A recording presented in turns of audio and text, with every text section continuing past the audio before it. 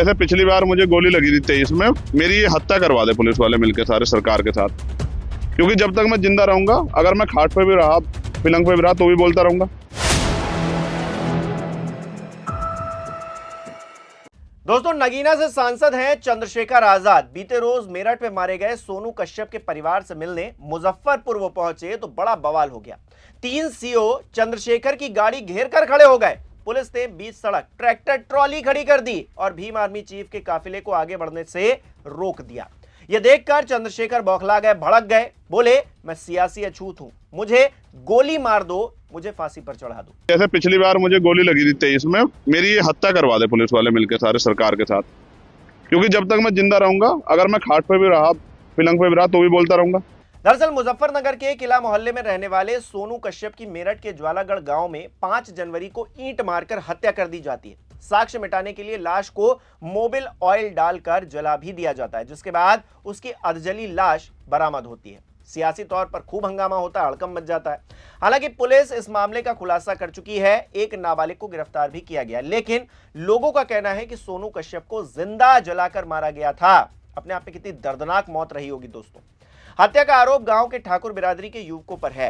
हत्याकांड को लेकर लगातार विरोध प्रदर्शन हो रहा है। सोमवार को कलेक्ट्रेट में परिजनों और समर्थकों ने धरना प्रदर्शन किया। आरोपियों को फांसी देने, पीड़ित परिवार को उचित मुआवजा देने की मांग की गई। सरदना विधायक हैं अतुल प्रधान, वो भी पीड़ित परिवार से मिलते हैं और 1 लाख रुपए की आर्थिक मदद देते हैं।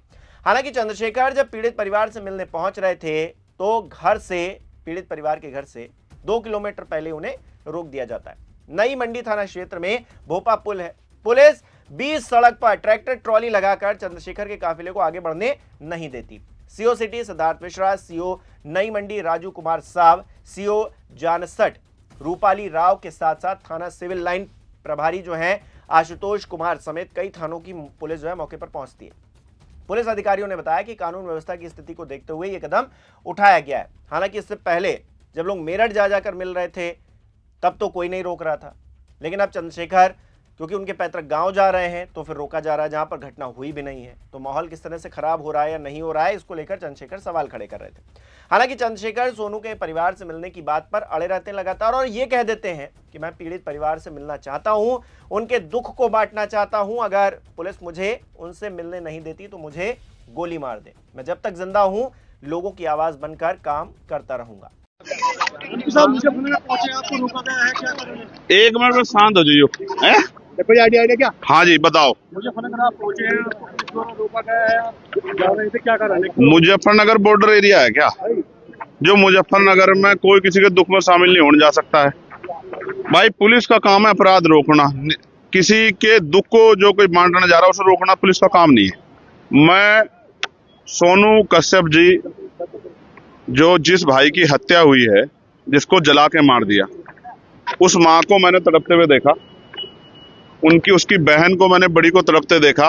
उन्होंने कहा कि हमारा अकेला सहारा था, वो हमसे छीन लिया। मैं भाई का फर्ज निभाने के लिए, उनके आंसू पोंछने, एक बेटा बनने के लिए वहां जा रहा था। ये मेरा फर्ज भी है। चुनाव के समय तो हर कोई जाता है वोट मांगने के लिए, तमाम तरह की मीठी मीठी बातें करने के लिए। दुख में जो साथ खड़ा वही अपना होता है।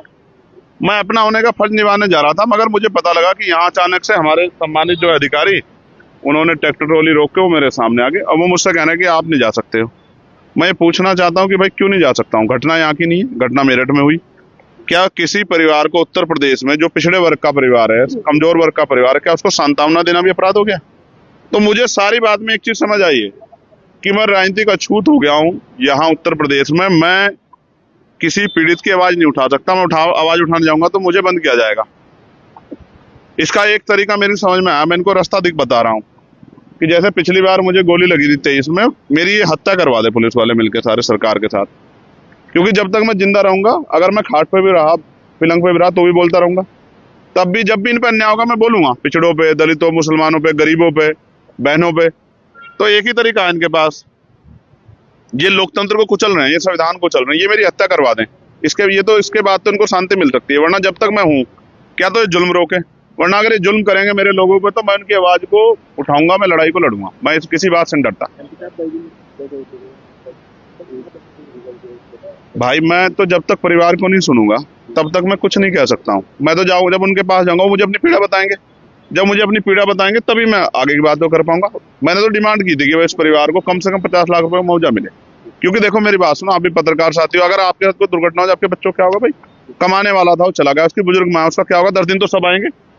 तो उसको 50 लाख रुपए मदद दो, एक सरकारी नौकरी मिले, और सबसे इम्पोर्टेंट है इस घटना की सीबीआई जांच हो, ये मांग उठा रहे हो। अब आप पीड़ित यहाँ जाएंगे या यहाँ से वापस जाएंगे? मैं, आप बताओ मुझे, मैं जैसे आगे बढ़ूंगा तो मीडिया वाले कहेंगे पुलिस क्या लड़ रहे हैं, तो मैं शांति से बड़े अधिकारियों को कह रहा हूँ कि वो मुझे अपनी गाड़ी में ले चलें, मोटरसाइकिल पे ले चलें, मैं अपने सब साथियों को वहीं रुके, मैं अकेला आदमी जाकर उनकी बात सुन के और उसको आगे आपके सामने बता दूं। इसके अलावा बताओ रास्ता क्या है लोकतंत्र में? अगर लोकतंत्र में चुनावा प्रतिनिधि जनता के बीच नहीं जाएगा, और की दिक्कत है कि नेता जाते नहीं है, मैं जा रहा हूं तो मुझसे दिक्कत ये है कि वो क्यों जा रहा है, तो भाई और लोगों की मदद नहीं करना चाहता, मैं तो करना चाहता हूं, तो मुझे फांसी चढ़ा दो, यही रास्ता है इनके पास। तो कुल मिलाकर दोस्तों, चंद्रशेखर आजाद को पीड़ित परिवार से नहीं मिलने दिया गया। आप इसमें किस तरह से सियासी एंगल देख रहे हैं, और एक सामाजिक एंगल, एक व्यवहारिक एंगल भी है, क्योंकि कोई भी पीड़ित है उससे अगर कोई मिलने जा रहा है, उनको सांत्वना देने जा रहा है, तो ये एक अच्छी बात है, ये अच्छी पहल है। इस पर रोक टोक करना या फिर इस पर सियासी माहौल बनाना, ये दोनों तरफ है। अगर आप सिर्फ रीलबाजी करने के लिए गए हैं तो फिर मत जाइए, पीड़ित परिवार का माहौल उड़ाने के लिए मत जाइए। लेकिन अगर आप सच में उनका दुख दर्द बांटने जा रहे हैं तो पुलिस प्रशासन की भी जिम्मेदारी है कि कम से कम उनको जाने दें।